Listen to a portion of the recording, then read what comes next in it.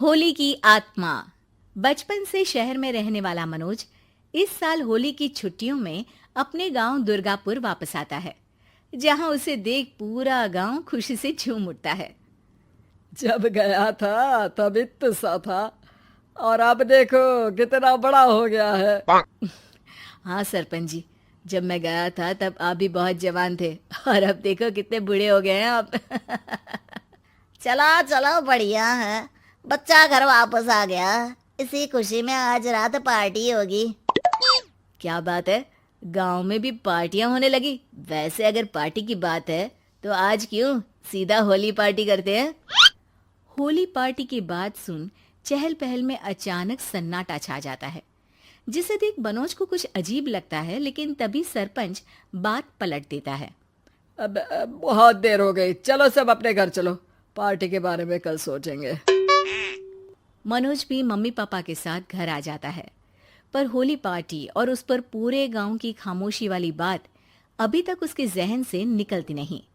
पापा, होली पार्टी की बात पर सब चुप क्यों हो गए थे? अरे होगी उनकी कोई अपनी बात। मुझे गांव की पंचायत ही थोड़ी पता है। थक गया हूँ, चलो सो जाते हैं, कल बात करते हैं। पापा की बात मानते हुए मनोज भी सोने चला जाता है। आज तो छुपा लिया, लेकिन हफ्ते बाद जब होली का दिन आएगा तब इसे कैसे रोकोगे? अगली सुबह सूरज के साथ ही मनोज भी गांव घूमने निकल जाता है, जिस पर रास्ते में उसे अपनी ही उम्र के कुछ लड़के भी मिलते हैं, जिनसे दोस्ती कर अब वो उनके साथ घूमने लगता है। इसी तरह कुछ दिन बीत जाते हैं और होली नजदीक आने लगती है। दोस्तों, होली में 4 दिन ही बचे हैं, पर गांव में उसकी कोई तैयारियां क्यों नहीं दिख रही? क्योंकि यहाँ होली नहीं मनाई जाती। अरे पर ऐसा क्यों? वो राजा भूषण। अरे तुम 4 दिन के लिए आए हो, क्या इतना सोच रहे हो? चलो कुछ खाने चलते हैं। इसी के साथ एक बार फिर होली की बात को टलते हुए देख मनोज को शक होने लगता है। वो घर पहुंचते ही इंटरनेट पर अपने गांव और राजा भूषण के बारे में जानकारी निकालने लगता है। क्या? मुझे आज तक ये नहीं पता था। ऐसा कैसे? किसी ने मुझे कुछ बताया क्यों नहीं? इसके चलते वो राजा भूषण की हवेली में पहुंचता है। वाह, क्या हवेली है यार। पर क्या यहाँ सच में कोई भूत है? हेलो भूत जी, कोई है क्या? हम इस साल गांव में होली सेलिब्रेट कर रहे हैं, क्या आप उस पर थोड़ा इंटरव्यू देंगे? मनोज के ऐसा बोलते ही गांव में तूफान उठ जाता है और हवेली में रखी सारी चीजें हिलने लगती है। एक अदृश्य शक्ति मनोज को धक्का देकर हवेली से बाहर निकाल दरवाजा बंद कर लेती है। ये सब देख मनोज हैरान रह जाता है। क्या अभी मुझे हवा ने धक्का देकर बाहर निकाल दिया?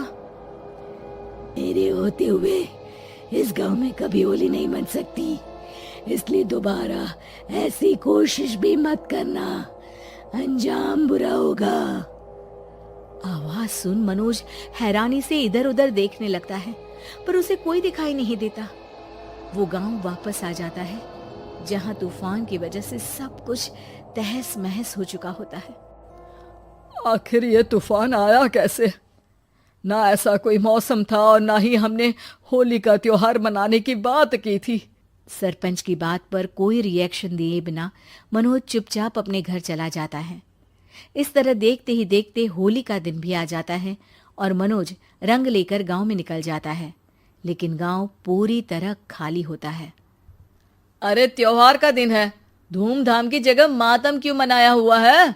मनोज की आवाज सुन सब अपने घर की खिड़कियां खोल के घर के अंदर से ही उसे वापस जाने के लिए कहने लगते हैं, पर वो किसी की नहीं सुनता। तुझे पहले भी समझाया था, अगर होली खेलने की कोशिश भी की तो अच्छा नहीं होगा। अरे बात मान लो बेटा, तुम्हें सच नहीं पता। मुझे सब पता है। सालों पहले इस राजा ने एक अंधविश्वास फैलाया और आप लोग आज तक उसे मानते आ रहे हो।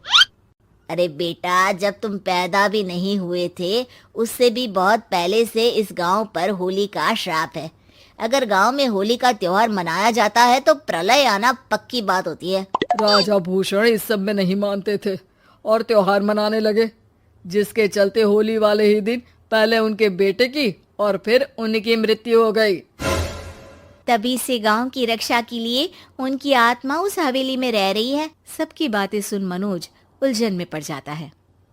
सोचना भी मत मनोज, अगर तुमने इस परंपरा को तोड़ने की कोशिश भी की तो उसका परिणाम इस गांव और गांव के लोगों के लिए अच्छा नहीं होगा। मुझे भी यकीन नहीं हो रहा कि आप लोग एक बेतुकी बात को मानकर सालों से रंगों के त्योहार को मातम की तरह मनाते आ रहे हो। मनोज किसी की कोई बात ना मानते हुए पूरे गांव में रंग बिखेर देता है, जिसके तुरंत बाद वहां तूफान के साथ बिजलियां गरजने लगती है। अचानक मौसम में ऐसा बदलाव देख जहां मनोज कंफ्यूजन में आ जाता है, वहीं गांव वाले डर से सहम जाते हैं।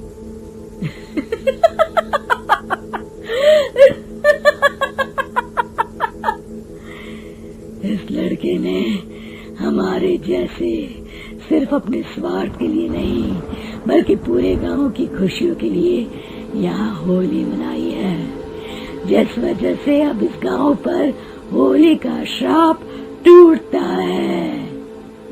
ऐसा बोलकर राजा का भूत वहां से गायब हो जाता है, जिसके बाद गांव के लोग धूमधाम से होली मनाते हैं। खुशियों के रंग गांव में बिखरे ही होते हैं कि अगली सुबह अचानक मनोज कहीं गायब हो जाता है और एक बार फिर गांव में होली का नया राज शुरू हो जाता है।